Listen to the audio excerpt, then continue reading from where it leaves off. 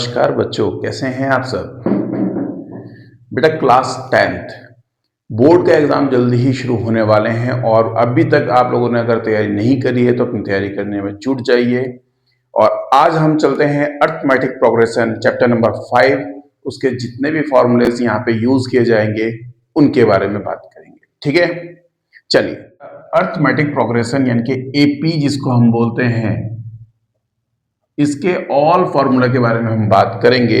या क्या हम लिख सकते हैं ऑल फॉर्मूले, यहां बात कर रहे हैं हम ऑल फॉर्मूला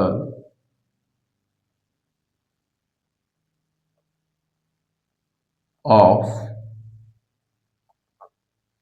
एपी। ठीक है बेटा, एपी का इंट्रोडक्शन एक छोटा सा होता है, मैं आपको समझा देता हूं। देखिए, सबसे पहले बात, एपी होता क्या है। एपी होता है सीक्वेंस ऑफ अ नंबर, नंबरों का एक सीक्वेंस होता है एपी। ठीक है, जिसको हम अर्थमेटिक प्रोग्रेशन बोलते हैं। ठीक है जी। अब देखिए, सबसे पहले इसमें हम बात करेंगे कि इसमें यूज कौन कौन सा होता है। ए को हम यहां पे फर्स्ट टर्म बोलते हैं। ठीक है, डी कॉमन डिफरेंस होता है।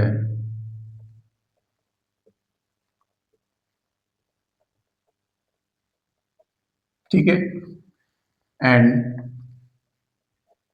नंबर ऑफ टर्म को हम n कहते हैं। एंड nth टर्म जिसको हम क्या कहते हैं, an कहते हैं। ठीक है, ये तो हो गई बात। Sn जिनको हम क्या बोलते हैं बेटा, सम ऑफ टर्म भी कहते हैं, सम ऑफ टर्म। ठीक, यहां पर nth टर्म जो लास्ट टर्म होता है उसको an या l दोनों में से कुछ भी कह सकते हैं। ठीक है, अब देखिए जर्नल फॉर्म ऑफ एपी क्या होती है। सबसे पहले general form of an AP क्या होती है।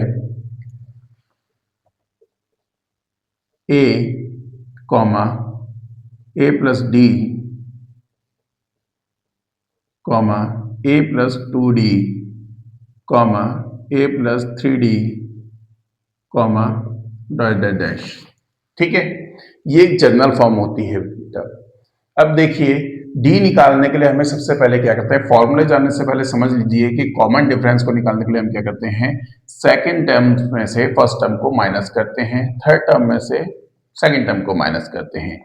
यानी कि जब भी आप डी निकालें तो क्या करेंगे, a2 माइनस a1, या फिर आप और एंड a3 माइनस a2, इसको 2 टाइम चेक कीजिए। ठीक है, आपका डिफरेंस जो होता है वो कॉमन डिफरेंस जो है सेम आना चाहिए। ठीक है, अब चलते हैं फॉर्मूलाज पे। nth टर्म फाइंड करने के लिए, जिसको हम लास्ट टर्म भी बोलते हैं। ठीक है, तो हम लिख देता हूं यहां पे last term, find the last term, sorry. ठीक है, लास्ट टर्म के लिए जो फॉर्मूला होता है, या nth टर्म के लिए जो फॉर्मूला होता है वो क्या होता है बेटा, an is equal to a plus n minus 1 into D. Clear. इसके बाद सेकंड आता है हमारा सम ऑफ टर्म, Sn बताया था मैंने। इसको निकालने के लिए हम फॉर्मूला कौन सा यूज करते हैं बेटा, n upon 2 bracket 2a plus n minus 1 into D. ठीक है, और इसको ऐसे भी लिख सकते हैं n अपॉन 2, ठीक है, a प्लस l।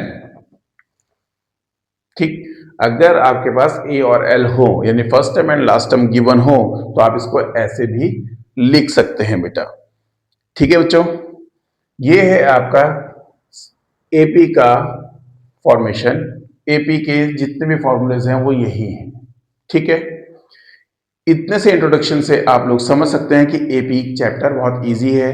सबसे बड़ी बात बच्चे, यहाँ पर आप टर्म्स को समझना सीखें। ठीक है, मिलते हैं अपनी नेक्स्ट वीडियो में।